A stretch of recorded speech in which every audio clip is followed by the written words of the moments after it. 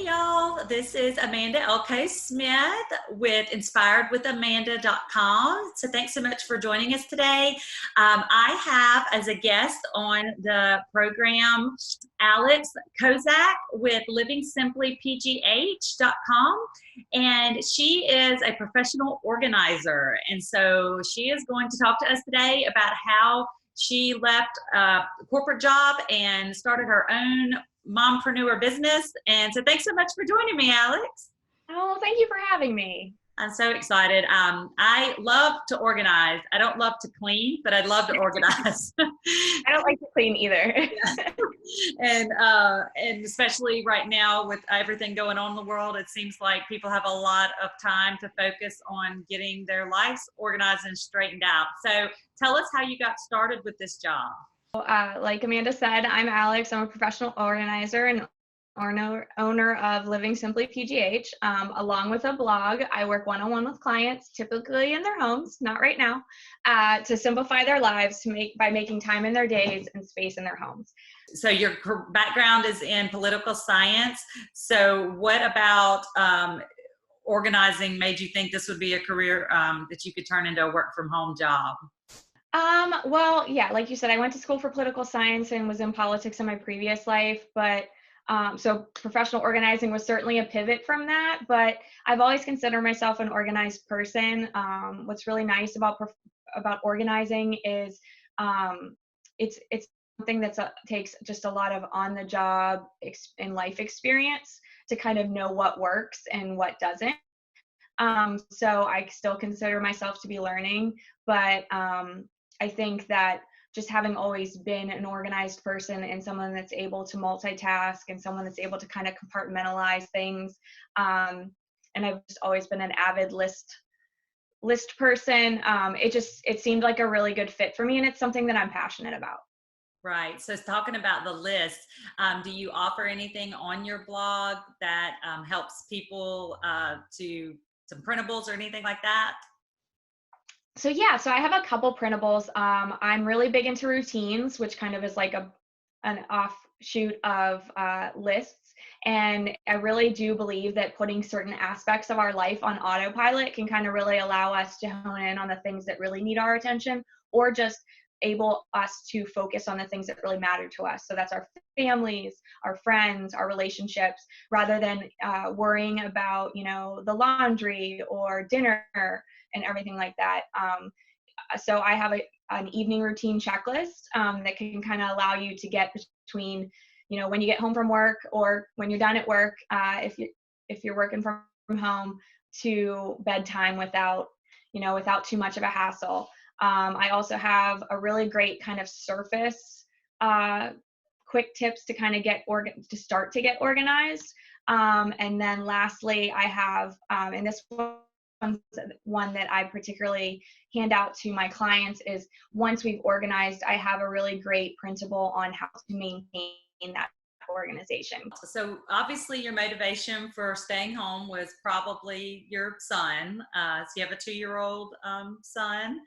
And so Yep. how do you balance working from home and him, and just talk about like what motivated you to want to follow this? My son still takes naps, thank God, and I plan on having him take naps for as long as humanly possible. So I've learned to be really productive in that short span, that couple hours where he's sleeping. I've also learned to be a morning person. I get up early, and I work after he goes to bed.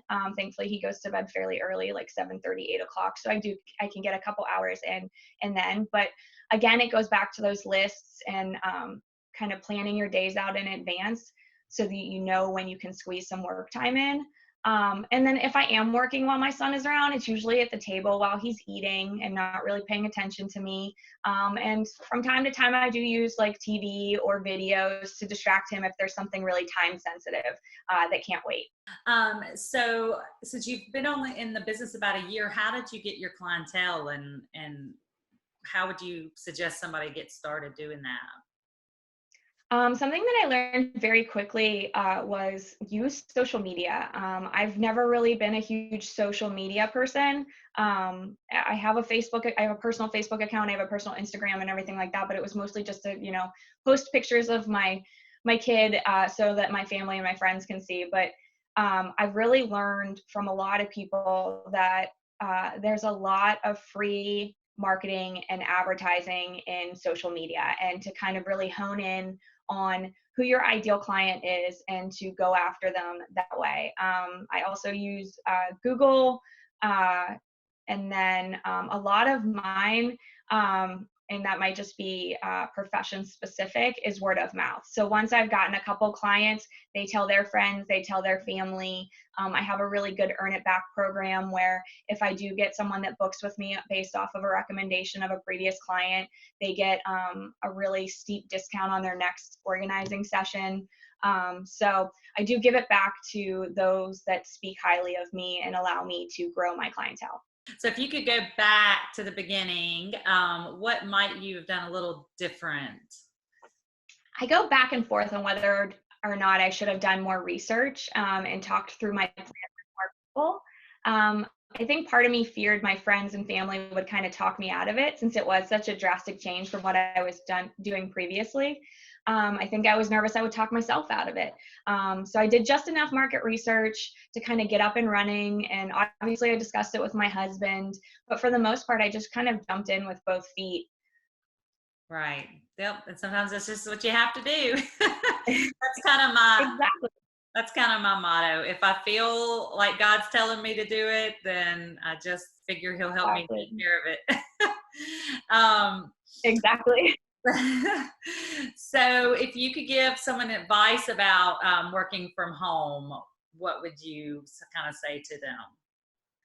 A lot of what I said about, the tips for balancing at home, but kind of lower your expectations in terms of what working from home is going to look like, and definitely establish clear boundaries for those you do work with, and maybe don't try to compare it to what you may have known if you used to work in an office. Mhm. So there's going to be a lot of distractions. I think it takes a lot of discipline, at least and I think especially for women and mothers, because you're going to be at home and you're going to be like, oh, the laundry needs done or the dishes need done. And so really time blocking your day, so again, you kind of have an idea of when you should be working, when you'll be mothering, when you'll be doing housework and stuff like that.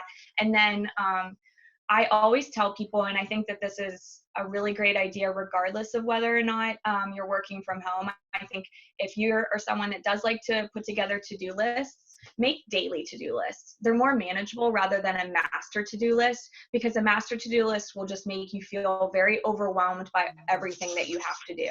Yeah, that's true. I do that too. I'll have like a master one just so I don't forget things, but then I'll have my daily one, and then I just keep adding Yeah. stuff to it. It never Yeah. ends. So the point of my blog is just to inspire women to live a life that they enjoy and reduce the stress as much as possible. And then, oh, I see your puppy. uh, And also just encourage women to go after their goals. So who are some mompreneurs that have inspired you or motivated you? Two of my favorites, and they kind of are in the minimalism, simplifying, organizing genre, but I think that they really can inspire really any mom that wants to work from home or start her own business, because they both were stay-at-home moms who kind of grew these empires, like I said, that kind of are around simplifying. But it's Emily Lay, who's the CEO of Simplified. She has a line of planners, but she is really, and she's also an author. She has a lot of great books.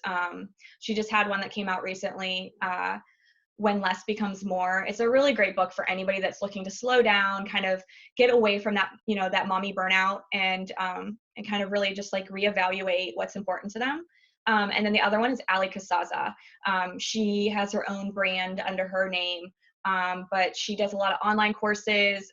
She really kind of targets the stay-at-home mom that maybe feels overwhelmed by her home and all the things that are in it. So she really recommends kind of simplifying your home and decluttering your house to kind of really, it kind of is a trickle down effect in terms of how you'll feel about your family and the connections that you make, and you can really simplify and gain so much more in the process. And that's all like, so with what we're going through right now with the quarantine and we're all simplifying our lives, I mean, it's the perfect time to Yeah, keep the keep the things that we've learned here in the last month going when we go back to normal, whatever normal may be. exactly, exactly. Yeah. Well, I greatly appreciate you taking a few minutes to talk to me today. Thank you so much for having me. So underneath this video, you'll be able to click on Alex's website and leave us any comments on the YouTube, and we can make sure she sees it if you have any questions. So thanks so much. Thank you.